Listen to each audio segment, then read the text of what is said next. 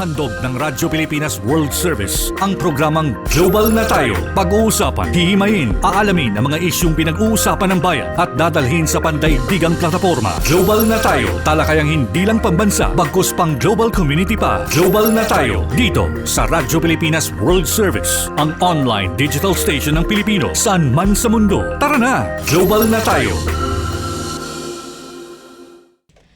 Magandang araw sa ating mga taga-subaybay sa ating himpilang Radyo Pilipinas World Service. Narito po tayo muli sa ating programang Global na Tayo kung saan ay pinag-uusapan natin ang mga lokal na issue na maaaring may ugnay sa pandaigdigang konteksto. Sa ngalan ng ating kasamang si Ray Sampang, ako po muna ang inyong makakasama para sa 30 minuto na diskusyon. Walang iba kundi ang inyong lingkod, Steph Vicente. Inyo po kaming nasusubaybayan ngayon sa ating Facebook Live. I-search nyo lamang po ang ating Facebook page, Radyo Pilipinas World Service. Makikita nyo naman po yung aming logo po. Ayan, nandyan din po sa ating screen para po dun sa mga hindi nakakaalam, no? Para madali nyo po kaming makita. Ayan, i-familiarize nyo po ang inyong mga sarili sa ating logo. Syempre, meron din tayong YouTube channel. Mapapanood nyo din po kami doon later, itong episode na ito ng Global na Tayo. At syempre, napapakinggan din tayo ngayon sa ating Evox PBS receiver app. Ayan, isearch nyo lang din po yung icon ng Radyo Pilipinas World Service. Kasi merong mga iba-ibang icon yan. May icon ng Radyo Pilipinas Radyo Publiko, may icon ng Radyo Pilipinas DOS Sports, meron ding icon ng Radyo Magazine, meron din sa ating mga FM station. So hanapin nyo lamang po ang icon ng Radyo Pilipinas World Service at doon nyo po mapapakinggan ang episode po natin ngayon ng Global na Tayo. So paano po ba natin makukuha itong PBS receiver app, no? Pumunta lamang po kayo doon sa Play Store para doon sa mga naka-Android. Search nyo lang po Evox PBS receiver app. And then doon naman sa mga naka-iOS dyan, ay pumunta kayo doon sa App Store naman. Search nyo lang din po doon, Evox PBS receiver. Ayan, ano bang pag-uusapan natin ngayon dito sa ating programang Global na Tayo? Kung mapapansin nyo po dun sa mga nakaraan po nating episodes ay talagang nakatutok po tayo sa sa Israel-Iran conflict at thank God, no? Kahapon ay nagkaroon na nga ng ceasefire sa pagitan ng Israel at Iran. Although patuloy pa rin itong binibigyang diin, no? Kasi nagpulong din, no, yung mga miyembro o member states ng NATO. At dun sa naibalita nga natin kanina, dun sa Radyo Pilipinas News Nationwide kaninang alas 6, ay binigyang diin ito, no, ni British Prime Minister Keir Starmer, kung saan kanyang sinabi na mahalaga na maibalik nga yung Iran, no, dun sa negotiating table with the US, at hopefully, no, ito ngang ceasefire ay maging hudyat para ma-stabilize, no, mapanatili ang kapayapaan na dito sa gitnang silangan. At syempre, tulad nung ginawa natin kahapon, no, dito sa Global na Tayo, kung saan nakapanayam ng ating kasamang si Ray Sampang, si Ma'am Grace Ramos, isang caregiver sa Israel, nangamusta tayo, and sakto, no, na nangyari nga yung ceasefire at sinabi nga sa atin ni Ma'am Grace na safe naman dun sa kanilang area, no, sa Tel Aviv. Pero kung kahapon ay nasa Israel tayo, ay pupunta naman tayo sa Iran para mangamusta naman din kung ano na ba yung sitwasyon dyan ng ating mga kababayan matapos nga yung naging anunsyo, no, ng pagkakaroon ng ceasefire between Israel and Iran. At para makasagap tayo ng updates mula sa Iran, ay makakasama natin muli dito sa Global na Tayo isa pong Filipino community leader dyan sa Iran. Walang iba kundi si Ginoong Naufar Ghani. Sir Naufar, welcome po ulit sa programang Global na Tayo. Maraming salamat po. and good morning from Tehran. I mean from Iran. Yes, so parehas na morning. Although sa inyo, kung hindi po ako nagkakamali, ay ano po, no? Ay kumbaga ay madaling 6 a.m. araw diyan sa Iran. Ayan. So Sir Naufar, matanong ko lang po, no. Ano po yung naging bilang kayo po ay isang Pinoy na nandyan po sa Iran? Ano po yung initial reaction nyo po nang malaman na meron ng ceasefire between Iran and Israel? Magkahalo po ang feeling dahil malinaw naman ang nakalagay ay itigil ang putukan, ceasefire, di ba? Pero walang Mm-mm. nakalagay na kapayapaan, tunay na kapayapaan. So mix yan. Masaya ka dahil wala ng putukan. Ngayon, nagwo-worry ka dahil hindi ito lasting peace. Mm. Tama? Ceasefire, hindi siya peace. Mm, mm. Kumbaga ang ano dito is syempre temporary, for temporary measures lang po, no, itong ceasefire na ito. Tama po ba, Sir Naufar?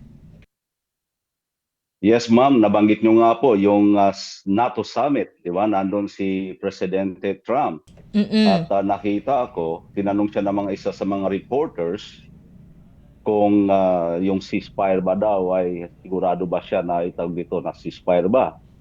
Eh, ang tanong niya, sabi niya, it could be na mag-start sila uli sooner or later. Basta sabi niya, alam ko, pagod yung dalawa, so meron tayong ceasefire at the moment. Mismong presidente na yan ng Estados Unidos ang nagsasabi na siya mismo nga hindi siya sigurado kung ito nga ay lasting peace na ito dahil alam mo naman yung kabilang panig mayroon siyang track record na nagbabiolate ng ceasefire. Itong isa naman ay alam mo naman unilateral, di ba, yung announcement ng ceasefire. Buong mundo yan nakita. Eh ito namang isa nandito ay sumasagot lamang. Kung papuputukan, sasagot siya.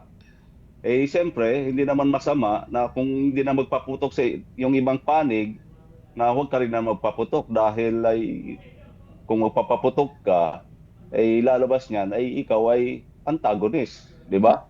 Ay ang Iran ay always prudent pagdating sa mga ganyang bagay.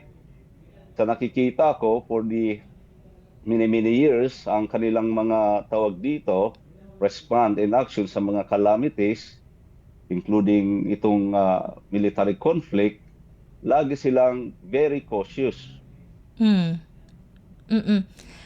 Sir Naufar, maalala ko lang po, no, kasi dun sa last na guesting nyo po, no, dito sa Global na tayo ay kumbaga sabi nyo may nung time na yon ay nag-move, no, yung ating mga kababayan papunta dun sa northern part ng Iran. Tama po, Sir Naufar?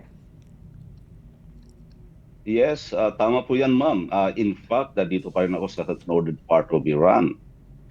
Kagaya ng sinabi ko, yes, may announcement na ceasefire pero walang nasabing lasting peace.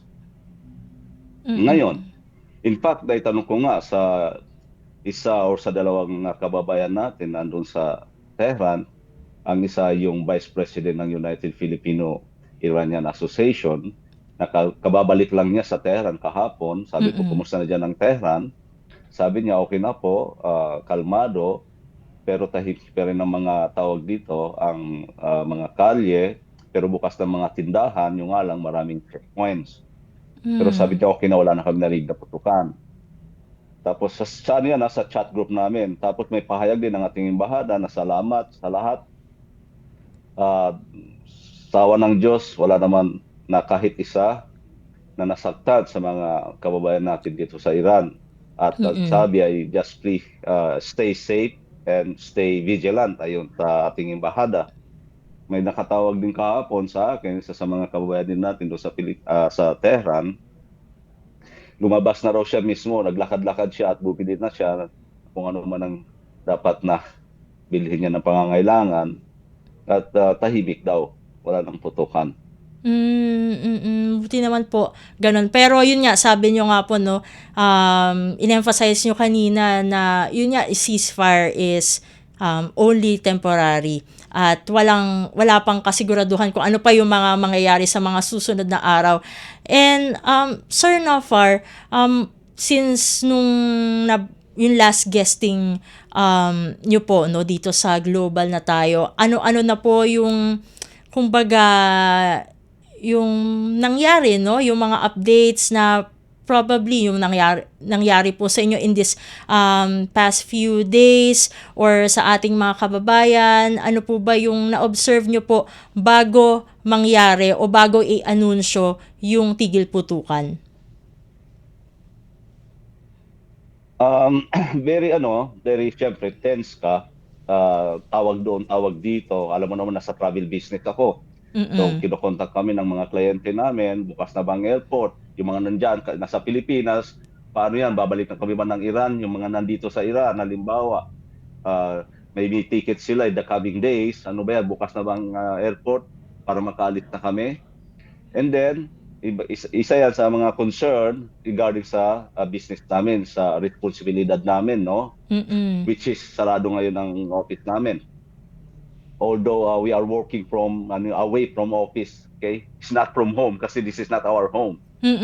And then may mga kababayan tayo na andito rin o sa iba't ibang lugar, nagkukontakan kami, yung mga tanong nila, yung mga concern nila, kung halimbawa patuloy ito, buti lang may ceasefire nga, pero nung wala pang ceasefire, sabi nila, okay, paano yung pag-alis natin?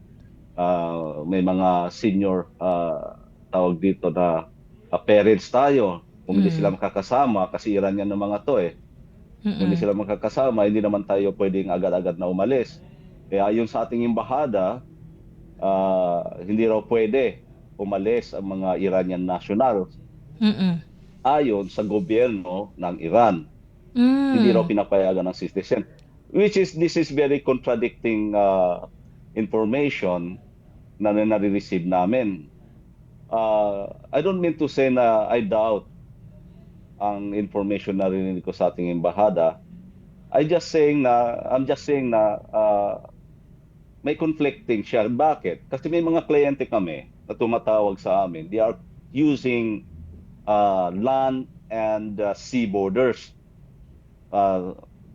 para lang makalabas ng Iran. So, ibig sabihin, kung pwedeng lumabas ang mga Iranian, na mga dual yun mga halimbawa Iranian-American, Iranian-Canadian, okay? So, ibig sabihin, pwede din lumabas yung halimbawa yung mga Filipino, Iranian. Pero, ang sabi sa atin ng ating embahada, hindi raw pinapayagan. Pero, they are doing their best to communicate, to present the concern of our kababayan na nandito na gustong magpa-repatriate. And speaking of that po, no, Sir Nofar, kasi nabanggit nyo na yung may land and sea borders. Para dun sa mga hindi nakakaalam, ano po yung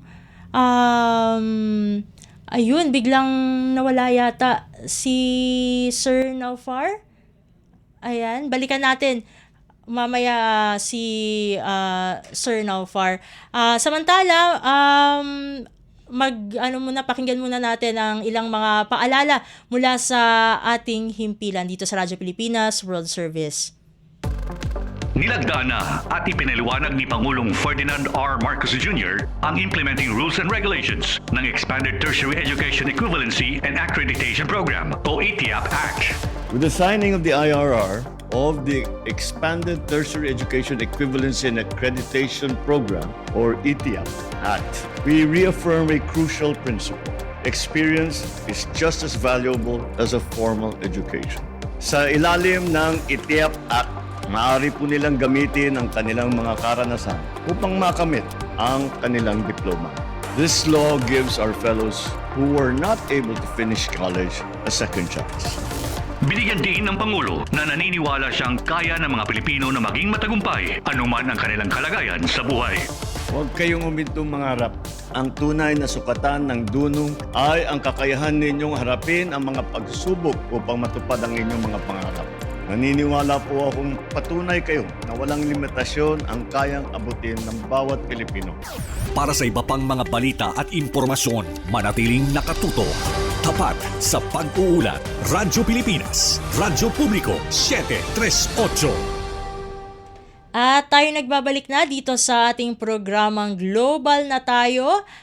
Narito na si Sir Naufar ulit no sa ating Zoom. Ayan, Sir Naufar, welcome back dito po sa Global na tayo. Bale po kanina ay nabanggit nyo no na may mga exit points po no, land and sea base. Para dun sa mga hindi nakakaalam po no, saan po ba itong mga exit points na ito para makalabas nga po diyan sa Iran? Well, I'm not sure kung nararapat ba ito sabihin sa isang programa na live na ganito. Ewan ko kung pwede ito dahil pala mo naman sa safety yan ng mga yes, we understand po. gumagamit ng mga rota na yan. But what I can tell you, yes, kumukontak ang mga kliyente and sila mismo ang nagpupursige, no? Sila mismo ang nagpupursige yung mga gustong umalis. Okay? So, yun nga lang, siguro hindi nararapat. As of now, I think feeling ko na hindi pwedeng siguro sabihin sa online live tawag dito, It's all right po. We understand program. po. Opo. Bale, ito naman po yung itatanong ko po sa inyo, Sir Naufar. Sa ngayon, kahit may ceasefire, no, syempre, nabanggit nyo kanina, binigyang diin nyo kanina na this is just temporary. Meron pa po bang humihingi ng tulong no since isa po kayong Filipino community leader no diyan sa Iran, and if I'm not mistaken meron pa nga po kayong parang group no sa FB. Meron po bang kumukontak po sa inyo na gusto po na through you po no ay magpa-connecta po sa ating embassy para magpa-repatriate pabalik dito sa Pilipinas? Mostly, yung tumatawag sa akin, naghahanap sila, humingi sila ng information, ano na yung hakbang ng ating embahada. Which is yung iba dyan, na-forward ko na sa ating embahada kasi tumatawag sila, hindi nag-ring lang daw, pagka ngayon sinagot ay binabagsakan daw. So, sinabi ko yan kay Amba, sa mahal nating ambassador dito, at ang sabi, kung hindi nila makontak, SMS nilang pangalan nila, at kami ang tatawag sa kanila. Dahil alam mo naman, extraordinary situation tayo ngayon. So yan ang mga ibang mga concern ng mga kababayan natin. Yung iba naman, hinahanap ng ating embahada dahil hindi makontak-kontak, okay?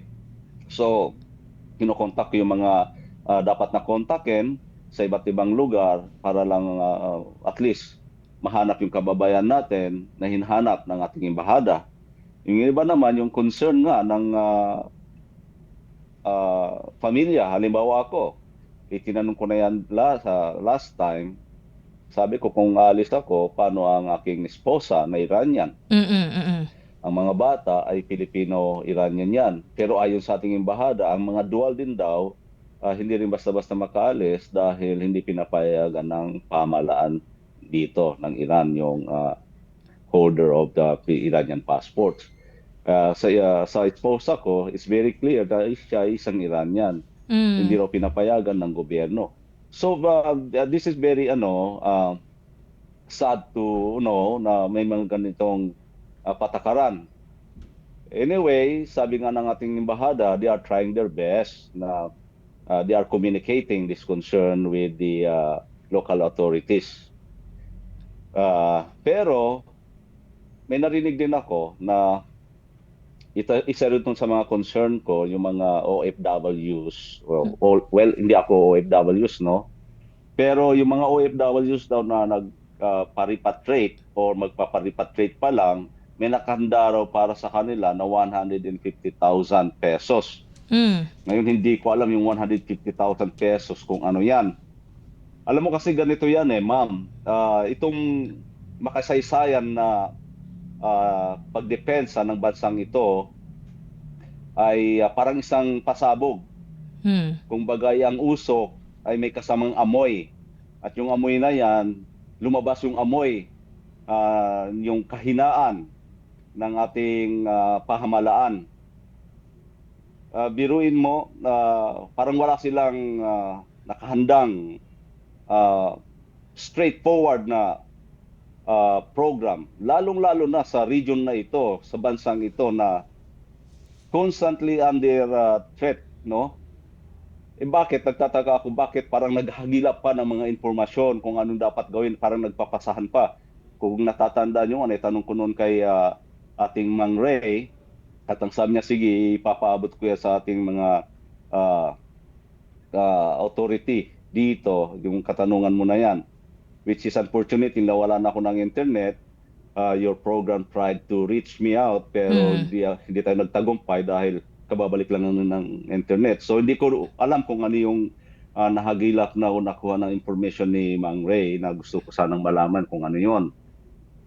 And kung yung 150,000, ako ay ma'am, napakaliit po niyan at saka hindi po yan sustainable. Parang insulto pa nga yan Sa pananaw ko, correct me if I'm wrong. Kasi alam mo naman, yung mga umalis na mga kababayan natin, gumastos yan. Binili nilang ticket nila. Basta yung mga application and everything. Tapos halimbawa, pagbalik, siyempre nawala na ng trabaho. Ewan ko kung ano yung cover ng contract nila with their employer. Pagbalik dyan, tapos yun ang ibibigay mo. And then tapos 'di ba? Parang hindi siya hindi siya sustainable. Walang nakalaan na malinaw na program anong mangyayari after that. 'Di ba?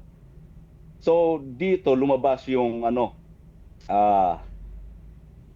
ika nga sumingaw ang hindi magandang pagpapatakbo ng sistema pagdating sa pag-aalaga sa mga Pilipino na nasa Middle East, lalong-lalo na sa Iran at neighboring countries ng mga Gulf Arab countries. Nandyan maraming mga Pilipino. Di ba? At siyempre, not to mention ang mga Pilipino nasa bansang Israel, which is the direct part of the conflict with Iran. Opo. Sir Naufar, we will try po to get the authorities po na maaring makasagot po ng inyong concerns po at least kung hindi po dito sa global na tayo ay dun sa mga other programs pa po natin dito sa Radyo Pilipinas World Service para maiparating yung inyo pong concerns. Pero matanong ko lang, sundot lang po na tanong, yung mga lumalapit po ba sa inyo na mukhang nawala ulit si Sir Naufar? Ayan. Mauubusan na tayo ng ating material time kasi malapit na ang Ayan, si Sir Naufar. Ayun, Sir Naufar, ano na lang po, final message na lang po para sa ating mga kababayan at kung meron pa po kayong panawagan.